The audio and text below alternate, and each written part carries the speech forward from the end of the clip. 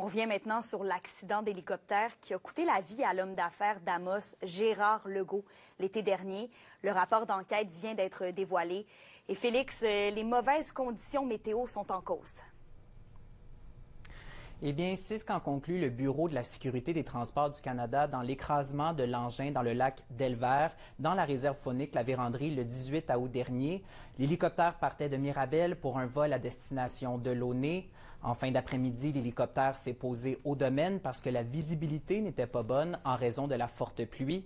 L'hélicoptère a repris son envol environ 15 minutes plus tard et en soirée, l'hélicoptère a été signalé comme manquant à l'appel par le Centre d'information de vol de Québec. L'engin a été retrouvé le lendemain matin, englouti dans le lac d'Elvert, près de la route 117. Gérard Géry Legault, le pilote, sa femme Aurore Lannoy et leur petit-fils Jake Barfield ont péri dans l'accident.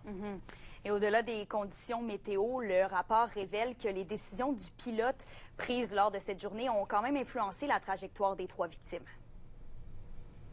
Oui, Kémilia, ce qui est dit, c'est que le pilote a probablement été mené par des biais cognitifs, comme celui de s'en tenir au plan initial, même si les conditions n'étaient pas idéales, parce qu'à 2 reprises, il s'était fait offrir des solutions de rechange pour contrer les conditions météo, comme un lieu de repos ou même un véhicule de rechange, ce à quoi le pilote a pu répondre, selon le rapport, que son expérience et sa connaissance de la route de vol ou même sa confiance en ses compétences étaient suffisantes. Ouais, triste événement. Merci, Félix.